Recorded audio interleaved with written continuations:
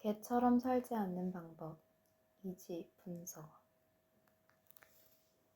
그것하고 하고 와서 첫 번째로 옆편네와 하던 날은 바로 그 이튿날 밤은, 아니 바로 그 첫날 밤은 반 시간도 넘어 했는데도 옆편네가 만족하지 않는다.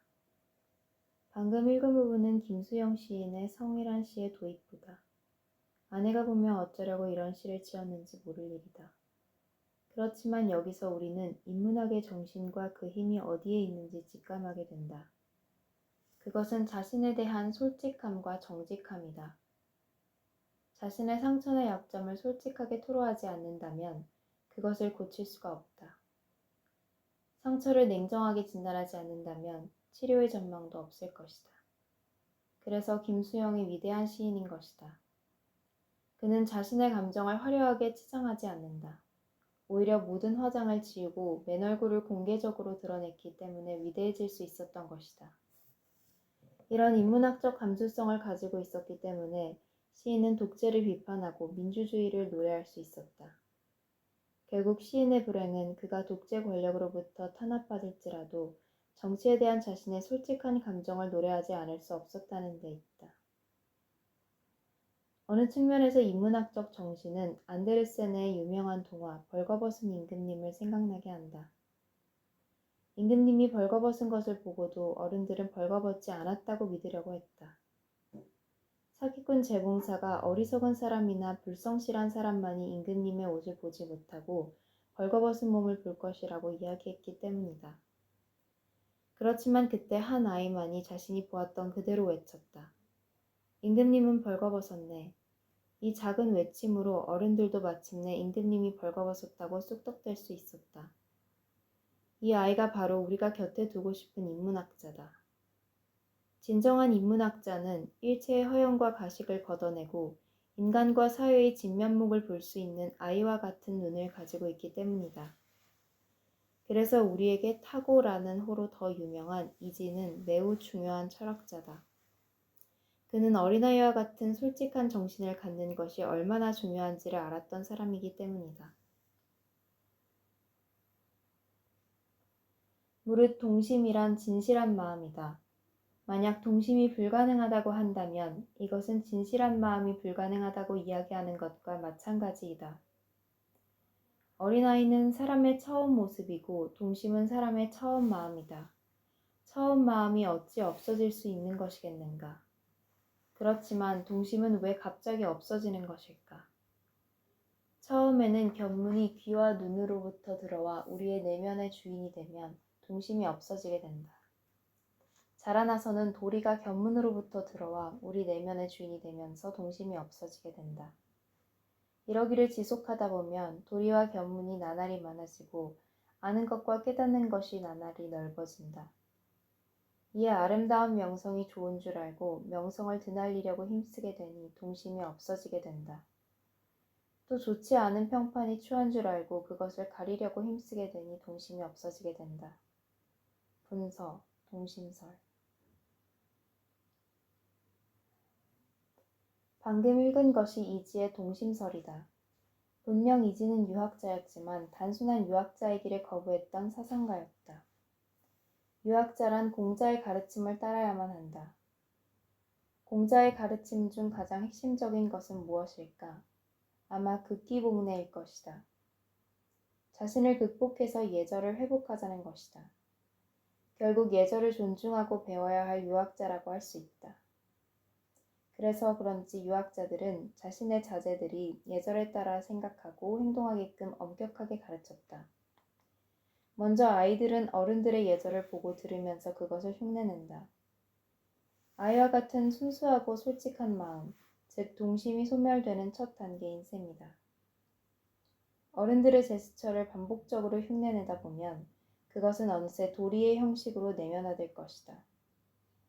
이 순간 동심은 완전히 사라진다. 아이 때 물에 빠진 나비를 건졌던 사람이 물에 빠진 여인을 구하지 않는 남자가 될 수도 있다. 남녀 칠세부동석을 철석같이 믿고 있는 그로서는 여인의 손을 잡는다는 것은 있을 수 없는 일이었다. 예의범절을 강조하던 유학자들의 눈에 어떻게 이지가 이단으로 보이지 않을 수 있었겠는가. 조선시대 내내 이지와 그의 글이 사문난적이라고 지탄받았던 것도 다 이 때문이다. 조선시대만큼 경물치지라는 경험 공부와 함양이라는 도리 공부가 중시되었던 때도 없기 때문이다. 사실 이지는 동료나 후배 유학자들로부터 욕을 먹게 되리라는 것을 이미 짐작하고 있었다. 그렇기 때문에 그는 자신의 책에 분서라는 이름을 붙였던 것이다. 태워버릴 책이나 태워지게 될 책이라는 의미이다. 이단으로 치부되는 것을 감내하면서까지 이지가 동심의 중요성을 강조했던 이유는 무엇일까? 다음 글이 우리의 궁금증을 조금이나마 해소해 줄 것이다.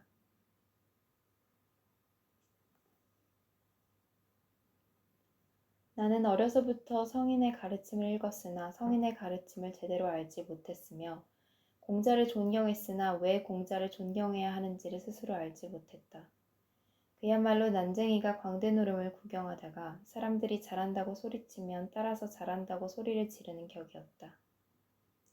나이 50 이전에 나는 정말로 한 마리의 개에 불과했다. 앞의 개가 그림자를 보고 짖으면 나도 따라서 짖어댔던 것이다. 만약 남들이 짖는 까닭을 물으면 그저 벙어리처럼 쑥스럽게 웃기나 할 따름이었다. 속분서, 성교소임. 50세 이전에 한 마리의 개처럼 살았다는 이지의 투철한 자기 반성은 눈물겹기까지 하다. 50세 정도 되면 대부분의 사람들은 지금까지 자신이 살았던 삶이나 그로부터 얻은 학식이나 평판 등을 정당화하는 데 나머지 생을 할애하는 법이다. 그렇지만 이지는 비범했다. 물론 이것은 그가 50세까지도 인문학적으로 투명한 정신, 즉 동심을 잃지 않았기 때문에 가능했던 것이다. 중요한 것은 스스로 한 마리의 개처럼 살았다고 솔직하게 토로하는 순간 그는 드디어 다른 누구도 아닌 이지 그 자신으로서의 삶을 살 수 있게 되었다는 점이다. 이제 다른 사람이 임금님이 벌거벗지 않았다고 해도 그만은 임금님이 벌거벗었다고 이야기할 수 있게 된 것이다. 혹은 다른 개가 짖더라도 그는 이유가 없다면 짖지 않게 된 것이다. 이런 솔직함과 당당함이 바로 동심이 가진 힘일 것이다. 이지의 글을 읽다 보면 니체를 떠올리게 된다. 니체를 알고 있는 사람이라면 자라투스트라는 이렇게 말했다의 첫 대목, 즉 정신의 자기 변형을 다루고 있는 대목을 기억할 것이다. 니체는 말한다. 우리 정신은 세 단계를 거치게 된다. 첫 번째는 낙타로 비유되는 정신이다. 아무런 반성 없이 일체의 사회적 관습을 맹목적으로 따르는 정신이다. 마치 낙타가 주인이 등에 짐을 올리면 아무런 저항 없이 실어 나르는 것처럼 말이다. 두 번째는 사자로 비유되는 정신이다. 낙타와 달리 사자의 등에는 그의 의지를 무시하고 어떤 짐도 올릴 수 없다. 짐을 올리려면 사자를 죽여야 할 것이다. 사자의 정신은 일체의 억압을 부정하는 자유정신을 상징한다.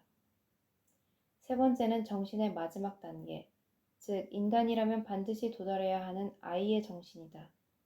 니체의 아이는 솔직함과 당당함을 상징한다. 그렇기 때문에 아이는 과거를 맹목적으로 답습하기보다 새로운 것을 창조할 수 있는 힘을 가진다. 동양의 이지나 서양의 니체가 모두 동심, 즉 아이의 마음을 강조하고 있다는 사실이 놀랍기만 하다. 안데르센의 동화에서 등장하는 아이나 우리 시인 김수영이 가슴에 품고 있었던 인문정신의 보편성이 다시 한번 확인된 셈이다. 솔직함과 당당함, 자신이 느끼는 것을 있는 그대로 토로하는 솔직함, 대부분의 사람들이 옳다고 해도 거기에 현혹되지 않는 자유인의 당당함. 분명 이지보다 니체보다 김수영보다 지금 우리는 아는 것이 더 많을 수도 있다. 그렇지만 과연 우리는 그들만큼 솔직하고 당당한가? 어쩌면 우리는 앞의 개가 그림자를 보고 짖으면 나도 따라서 짖어대고 있는지도 모른다. 만약 남들이 짖는 까닭을 물으면 언제까지 우리는 그저 벙어리처럼 쑥스럽게 웃기나 할 것인가? 50세에 드디어 자신으로 살 수 있게 된 이지는 우리에게 묻는다.